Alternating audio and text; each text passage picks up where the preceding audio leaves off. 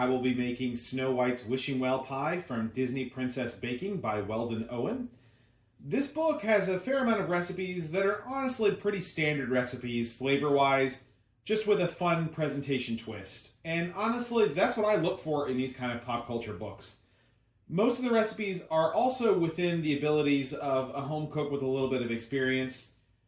If you want to make something for a themed party or a holiday that will grab people's attention with eye appeal, this is a good book to pick up. This recipe in particular is a very nice blueberry pie with a little extra flavor by way of adding some fresh grated ginger and a decorative pastry layer on top mimicking Snow White's Wishing Well from the classic animated film. The topping design takes some time and care to get this visual correctly, as rushing the recipe will result in a pie filling that bubbles over or the pastry swirls sinking into filling that's too hot and thus too liquidy. So definitely take your time. Do this one when you have time. It's not a lot of work. The recipe is fairly simple, but a lot of time to rest or to let things just congeal and do their thing while you're working on other things. So with all that said, let's go ahead and hop into the kitchen and get started on this one. To get started, we're going to make a double pie crust. I've done this many times in previous videos. It's a pretty standard recipe. When you really get into cooking pies and pastries and stuff, it just kind of becomes second nature. But it's going to be 2.5 cups of all-purpose flour. We've got 2 sticks of chilled butter that we've chopped up, as well as some water that's in the freezer right now getting cold. And so we're just going to put the butter in with the flour, and we're just going to mix it by hand and sort of mash that butter in until we get a sort of grainy sans texture. Now we're just going to slowly add ice cold water to the mixture bit by bit until we get the right consistency for pie dough. And I'll show you what that looks like when we get there. You want to add water until you get to this point with a nice soft pliable dough that stays in one solid piece. And now we're just going to divide this in half and form it into discs and put this in the refrigerator to let it chill for about 30 minutes. To make the filling, we're going to get a heavy bottom pot and we're going to start with 4 pints of fresh blueberries. And to that, we're going to add about a tablespoon of lemon juice and a full cup of sugar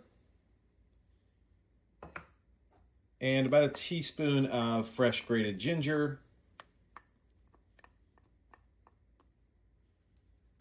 as well as just a pinch of salt.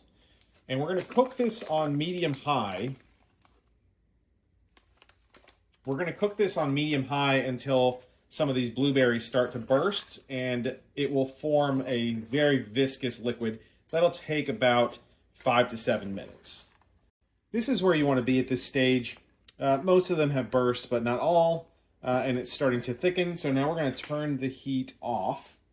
And we're going to put in 1/4 cup of cornstarch. And off heat, we're just going to get that all mixed in. And then we're going to let this mixture go all the way back down to room temperature before we do anything else with it. I've taken out one of the discs of dough from the refrigerator, and now we're just going to go ahead and roll this out on a floured surface to be able to accommodate a 9-inch pie pan. I've trimmed the fringes off of the pie crust, and now we're just going to roll it under to give ourselves a nice ridge to work with here as we flute the edges.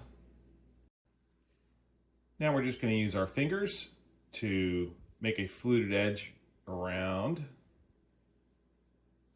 Next up, we're going to add our cooled blueberry pie filling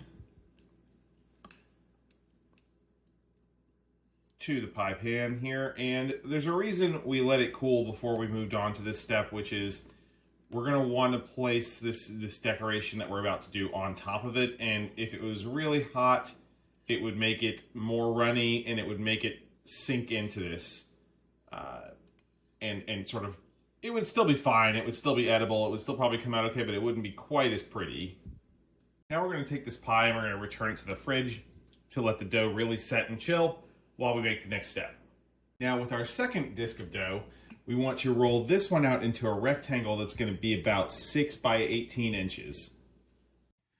After you've got the sheet rolled out, we're going to cut about 1-inch strips, and you want to try to make these as uniform as possible if you need to use a tape measure or use your rolling mat if it's got measurements on it like mine does.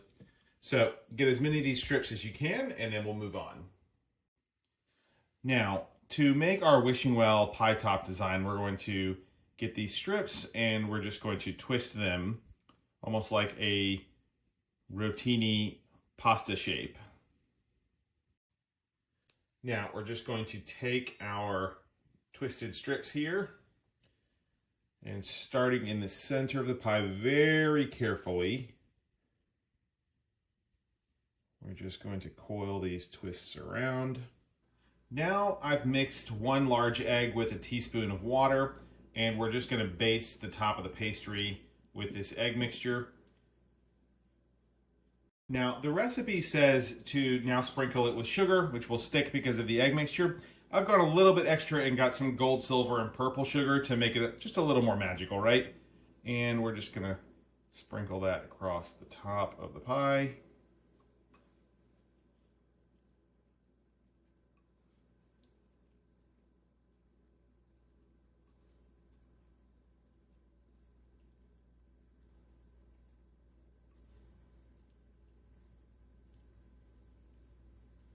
And now we're going to bake this in a 350-degree oven for 50 to 55 minutes.